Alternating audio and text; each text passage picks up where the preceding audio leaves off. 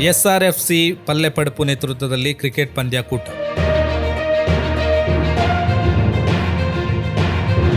ಗ್ರಾಮೀಣ ಪ್ರದೇಶದ ಯುವಕರನ್ನ ಒಟ್ಟು ಸೇರಿಸಿಕೊಂಡು ಕ್ರೀಡಾಸಕ್ತರ ಅಂಡರ್-ಆರ್ಮ್ PPL ಕ್ರಿಕೆಟ್ ಪಂದ್ಯಾಕೂಟ ಬರ್ಕಾಡಿ ಪಂಚಾಯತ್ ಮೈದಾನ ಸುಂಕದಕಟ್ಟೆಯಲ್ಲಿ ಜರುಗಿತು.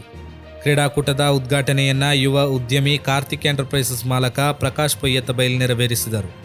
ಕ್ಲಬ್ಬಿನ ಅಧ್ಯಕ್ಷರಾದ ವಜ್ರೇಶ್ ಕಣಿಯೂರ್ ರವರ ಅಧ್ಯಕ್ಷತೆಯಲ್ಲಿ ಜರುಗಿದ ಕಾರ್ಯಕ್ರಮದಲ್ಲಿ ರಾಜರಾಜೇಶ್ವರಿ ಭಜನಾ ಮಂಡಳಿ ಪಲ್ಲೆದ ಪಡುಪು ಇದರ ಅಧ್ಯಕ್ಷರಾದ ಪುರುಷೋತ್ತಮ ಶೆಟ್ಟಿ, ಗೋಪಾಲ ಶೆಟ್ಟಿ ಬಗಂಬಿಲ, ರಮೇಶ್ ಆಚಾರ್ಯ, ರಾಜೇಶ್ ಪರಂದಳ, ಸುರೇಶ್, ಮನೋಜ್ ಶೆಟ್ಟಿ, ಚಂದ್ರಶೇಖರ ಪಜ್ವಾ ಮೊದಲಾದವರು ಉಪಸ್ಥಿತರಿದ್ದರು.